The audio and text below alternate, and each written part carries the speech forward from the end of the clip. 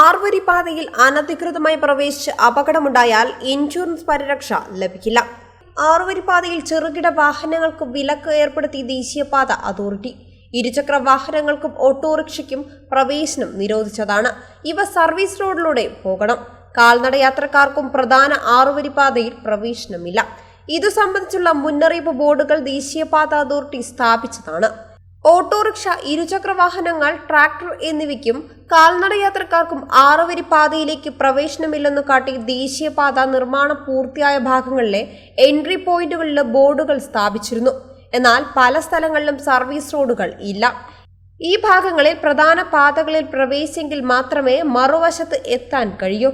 എന്നാൽ സ്വന്തം നിലയ്ക്ക് ആറുവരി പാതയിൽ പ്രവേശിച്ച് അപകടം സംഭവിച്ചാൽ ഇൻഷുറൻസ് പരിരക്ഷ ലഭിക്കില്ലെന്നാണ് നാഷണൽ ഹൈവേ അതോറിറ്റി അറിയിച്ചത്.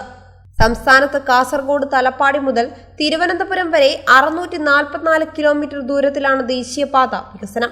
പല സ്ഥലങ്ങളിലും സർവീസ് റോഡിന് വീതി കുറവാണ്. എന്നാൽ കേരളത്തിലെ പ്രത്യേക സാഹചര്യം കണക്കിലെടുത്ത് പൂർണ്ണ നിരോധനം ഏർപ്പെടുത്താതെ പ്രധാന പാതയുടെ ഇടതുവശത്തെ വേഗം കുറഞ്ഞ ട്രാക്കിലൂടെ ഇരുചക്ര വാഹനങ്ങൾക്കും മറ്റും അനുമതി നൽകണമെന്നുള്ള ആവശ്യം ശക്തമാണ്.